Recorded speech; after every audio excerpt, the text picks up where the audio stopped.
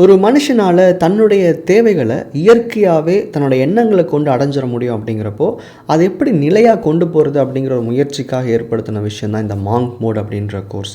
இதை பற்றின video already நான் ஷேர் பண்ணியிருந்தேன். இந்த சீரியஸுடைய ஃபஸ்ட்டு வீடியோ நீங்கள் ஆல்ரெடி பார்த்துருப்பீங்க. ஒரு வேளை பார்க்காம இருக்கீங்க அப்படின்னா அந்த வீடியோ பார்த்துட்டு வாங்க, ஸோ தட் இன்னும் கொஞ்சம் கிளாரிட்டி கிடைக்கும்.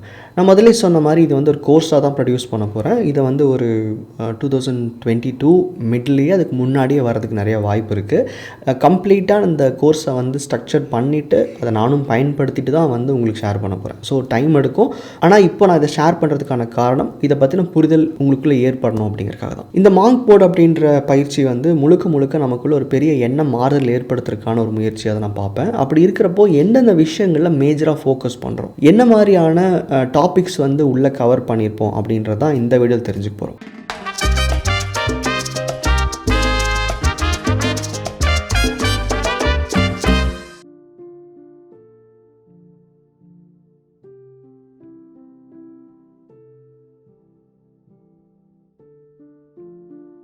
So what kind of transformation அப்படின்றது இங்கே நடக்கும் அப்படின்னா, மெஜாரிட்டி வந்து ஹேபிட்ஸ். நம்மளுடைய தினசரி பழக்க வழக்கங்கள் அப்படின்றதான் வந்து நம்மளுடைய ஒரு நாளை, ஒரு வாரத்தை, ஒரு மாதத்தை வந்து முடிவு பண்ணுது.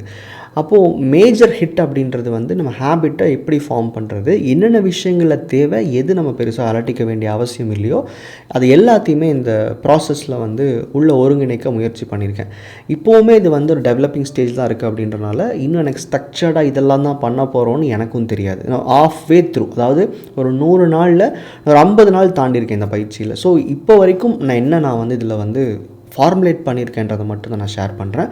மேஜர் வந்து நம்மளுடைய பழக்க வழக்கங்கள் எப்படி கன்ஸ்ட்ரக்டிவாக வச்சுக்கிறது, அந்த பழக்க வழக்கங்களை ஏன் கன்ஸ்ட்ரக்டிவாக வச்சுக்கணுன்ற ஒரு காரணமும் வேணும். என்னுடைய லைஃப்பில் ஒரு பெரிய தேவை இருக்குது, தேவையில்லை, அதெல்லாம் பிரச்சனை இல்லை. நான் எப்பவுமே சந்தோஷமாக ஃபீல் பண்ணணும், எப்பவுமே வந்து என் மனசு காமாக இருக்கணும், நினச்ச விஷயங்களை தெளிவாக பார்க்க முடியணும். அப்படிங்கிறக்காக இதை வந்து எதையும் நோக்கி செயல்படாமல் பொதுவாகவே சந்தோஷத்துக்காக என்னென்ன விஷயங்கள் நான் வந்து ரொட்டீனில் சரி பண்ணிக்கணும் அப்படின்றது தான் இதில் ஃபோக்கஸ் பண்ணியிருக்கேன். முக்கியமாக நார்மலாக நமக்கு இருக்கிற இந்த ரொட்டீன், ஒரு வேலைக்கு போகலாம், இல்லை நீங்கள் ஒரு காலேஜ் போகலாம், இல்லை நீங்கள் ஒரு பிஸ்னஸ் பண்ணலாம், ஃபேமிலி லைஃப்பில் இருக்கலாம்.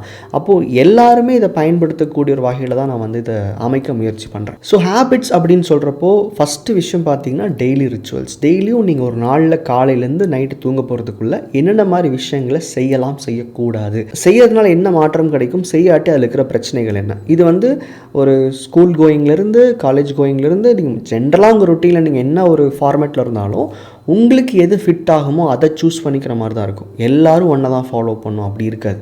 ஸோ இது மோர் தேன் ஏஜ் டிஃப்ரென்ஷியேட் பண்ணாமல் உங்கள் ரொட்டீன் எப்படி இருக்கோ அதுக்கு அடாப்ட் பண்ணிக்கிற மாதிரி ஒரு பயிற்சியாக தான் இருக்க போகுது. அப்போ இது யார் வேணால் ஃபாலோ பண்ணலாம், ரிகார்ட்லெஸ் ஆஃப் யுவர் ப்ரொஃபஷன் அப்படின்றதான் இந்த பயிற்சியோட பேஸ். ஸோ டெய்லி ஹேபிட்ஸ் இதில் நிறையா ஃபோக்கஸ் பண்ணப்பட்டிருக்கு. அடுத்தது இந்த டெய்லி ஹேபிட்ஸ்க்குள்ளே முக்கியமாக இந்த ஃபுட் அப்படின்றது நிறைய பேர் எங்கிட்ட பாஸ்ட்டில் கேட்டிருக்கிறாங்க. இப்போ வந்து ஈர்ப்பு விதி பயிற்சிகளாக நீங்கள் சொல்கிறீங்க, இது வந்து நிறைய வந்து தாட் லெவலில் தான் நீங்கள் சொல்கிறீங்க, ஃபுட்டு நிறையா கரெக்ட் பண்ணிக்கணுமான்னு கேட்டிருக்காங்க. பட் நிறைய இடத்துல நான் சொல்லியிருக்கேன், இது வந்து எண்ணங்களுக்கு உண்டான பயிற்சி, ஃபுட்டில் நான் ரொம்ப பெருசாக ஃபோக்கஸ் பண்ணல, நீங்கள் அதை தவிர்த்துருங்க, இது வந்து நீங்கள் உங்கள் எண்ணங்களில் ஃபோக்கஸ் பண்ணுங்கன்னு சொல்லியிருக்கேன். பட் இது தப்புன்றது கொஞ்சம் லேட்டாக நானும் புரிஞ்சுருக்கேன். அதாவது எப்படின்னா, ஃபுட்டுன்றதும் நம்மளுடைய எண்ணங்களில் எங்கேயோ ஒரு இடத்துல இம்பேக்ட் க்ரியேட் பண்ணுது. நிறைய இடங்களில் இம்பேக்ட் க்ரியேட் பண்ணுதுன்னு இந்த ஃபுட்டுக்காக வந்து பேசுகிறவங்க சொல்கிறாங்க, இந்த இயற்கை உணவுன்னு பேசுகிறவங்க சொல்கிறாங்க. அது உண்மை இருக்கலாம். பட் என்னோடய அனுபவத்தில் கண்டிப்பாக ஒரு 10% நம்மளுடைய இந்த பயிற்சிகளை சொல்கிறேன், ஒரு 10% உணவுனாலையும் இம்ப்ரூவைசேஷன் பார்க்க முடியுன்றது இந்த பயிற்சி செஞ்சிட்டு இருக்கும்போது எனக்கு புரிஞ்சுது. ஸோ இதில் வந்து நிறைய பேர் கேள்விப்பட்டிருப்பீங்க, சாத்விக் வே ஆஃப் ஃபுட்டுன்னு சொல்லியிருப்போம். உடனே வந்து இது வெஜ்ஜா நான்வெஜ்ஜா, இல்லை ஓகே ஈர்ப்பு விதி ஃபாலோ பண்ணால் வெஜ் தான் சாப்பிட்ணுமா அப்படின்ற ஒரு முடிவுக்கெல்லாம் வர வேண்டாம். இங்கே நீங்கள் எனி கைண்ட் ஆஃப் ஃபுட்டு நீங்கள் எடுக்கலாம். பட் அதை இங்கேயும் சொல்கிறேன், எல்லாத்துக்கும் ஃபிட் ஆகணும் இல்லையா. சில பேருக்கு வந்து நான்வெஜ் தான் வந்து ஒரு நார்மல் ஃபுட்டாக இருக்கும், அவங்க டயட்டுக்கு அதுதான் பர்ஃபெக்டாக இருக்கும். ஸோ அவங்க அதை எப்படி ஹேண்டில் பண்ணுறது. சில பேர்த்துக்கு வெஜ்ஜு தான் பர்ஃபெக்டாக இருக்கும், அவங்க எப்படி ஹேண்டில் பண்ணுறது. இல்லை இந்த பயிற்சிக்காக நான் வந்து கொஞ்ச நாள் வெஜிடேரியனாக இருக்கணுமா, இல்லை இந்த பயிற்சிக்காக நான் வந்து கொஞ்ச நாள் வெஜிடேரியன் ஃபாலோ பண்ணுமா, மேபி இருக்கலாம். இந்த பயிற்சியை வந்து கம்ப்ளீட்டாக கம்பைல் பண்ணதுக்கப்புறமா முதலே சொன்னது தான், எல்லாரும் ஃபாலோ பண்ணக்கூடிய ஒரு விதத்தில் இருக்கணும் இல்லையா. ஸோ அப்போ அந்த இடத்துல எப்படி இதை ஃபோக்கஸ் பண்ணுறது, யூனிவர்ஸில் எப்படி கொண்டு வரதுன்றதை நான் பார்க்குறேன்.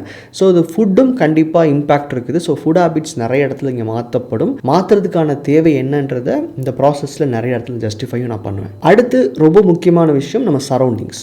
நம்மளை சுற்றி யார் இருக்கா, என்ன மாதிரியான சூழல் நம்ம இருக்கிறோம், அந்த சூழலை வந்து நம்மளுடைய தேவைகளுக்காக எப்படி வந்து நம்ம எண்ணங்களுக்குள்ளே சரியாக அமைச்சிக்கிறது. ஏன்னா நமக்காக சூழல் மாறாது, நமக்காக பீப்புள் மாற மாட்டாங்க.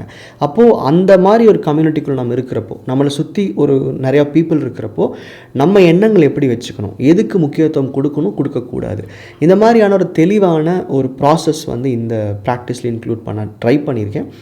நானும் அதை வந்து பயிற்சியில் நிறைய இடங்களில் வந்து ஒரு பெரிய ஹேர்டலாக பார்த்தேன். அதாவது நான் ஈர்ப்பு விதி ஃபாலோ பண்ணியிருக்கேன், நானும் டீடாக்ஸ்லாம் பண்ணியிருக்கேன். பட் எந்த ஒரு தேவையும் இல்லாமல் இருக்கிறப்போ, ஒரு சந்தோஷத்தை மட்டும் குறிப்பிட்டு போகிறப்போ ஒரு சரௌண்டிங்கை மேனேஜ் பண்ணுறது பெரிய டிஃபிகல்ட்டின்றது நான் முன்னாடியும் பார்த்துருக்கேன், இப்போவும் நான் பார்க்குறேன். ஸோ அது எப்படி வந்து கரெக்டாக ஆர்கனைஸ் பண்ணுறது, என்னோடய எண்ணங்கள் ஜெயிக்கணும், என்னுடைய தேவைகள் நான் ஃபோக்கஸ் பண்ணணும், அதே சமயம் நான் காமாக பீஸ்ஃபுல்லாக ஹாப்பியாக இருக்கணும் அப்படின்னா நான் இதை என்கிட்ட மட்டும்தான் எதிர்பார்க்க முடியும். ஏன்னா எதுவுமே நமக்குள்ளே தான் நடக்குது, அடுத்த நபர்களையோ சூழ்நிலையோ சார்ந்து இல்லை. ஆனால் நம்ம அதை பார்க்குறோம், அந்த மாதிரி ஆட்கள் கூட பேசுகிறோம், அதை எப்படி ஹேண்டில் பண்ணுறதுன்னு இந்த ப்ராக்டிஸில் வந்து இன்க்ளூட் பண்ணியிருக்கேன். இது போக இன்னும் 2-3 முக்கியமான விஷயங்கள் ரிலேட்டட் டு மீடியா, என்ன கன்சியூம் பண்ணுறோம் டேட்டாவா, என்ன மாதிரி புக்ஸ் படிக்கிறோம், இது மாதிரி சில விஷயங்கள் இன்க்ளூட் பண்ணியிருக்கேன். ஆனால் மொத்தத்தில் இந்த சொல்கிற எல்லா ஹேபிச்சுவல் சேஞ்சஸும் பார்த்திங்கன்னா எதுக்கு லீட் பண்ணுதுன்னா இன்டர்னல் டிரான்ஸ்ஃபர்மேஷன் தான். தனக்குள்ளே நடக்கிற ஒரு பெரிய மாற்றத்திற்கான ஒரு பயிற்சியாக தான் இது இருக்க போகுது. ஸோ இதில் சொல்லியிருக்கிற எல்லா விஷயங்களையுமே கிளியராக ஸ்டெப் பை ஸ்டெப்பாக எப்படி எங்கே ஃபாலோ பண்ணுறது, எப்படி வந்து நம்ம இன்ட்ரெஸ்ட் போகாமல் கொண்டு வருது, எல்லாத்தையும் எடுத்து மொத்தமாக டம்ப் பண்ணாமல் ஃபேஸ் பை ஃபேஸாக எப்படி வந்து நம்ம லைஃப்குள்ளே கொண்டு வரதுன்றதுக்கான எல்லா விதமான டீட்டெயில் ஸ்டடியும் இப்போ என் பயிற்சியில் நான் பண்ணிகிட்ருக்கேன். இதை நான் முடித்து உங்களுக்கு நான் ப்ரெசென்ட் பண்ணும்போது ஒரு ஸ்ட்ரக்சர்டு கோர்ஸாக இல்லை ஸ்ட்ரக்சர்டு வே ஆஃப் ப்ராசஸ் அது உங்களுக்கு புரியும், யாருனாலும் பண்ண முடியுங்கிற மாதிரி தான். நான் முதலே சொல்லியிருந்த மாதிரி இந்த பயிற்சியில் ஒரு ஆல்மோஸ்ட் 50 days halfway கிராஸ் பண்ணிட்டேன். ஸோ என்னோடய அனுபவங்கள் என்ன அப்படின்றதான் வந்து அடுத்தடுத்த வீடியோஸில் பார்க்க போகிறீங்க.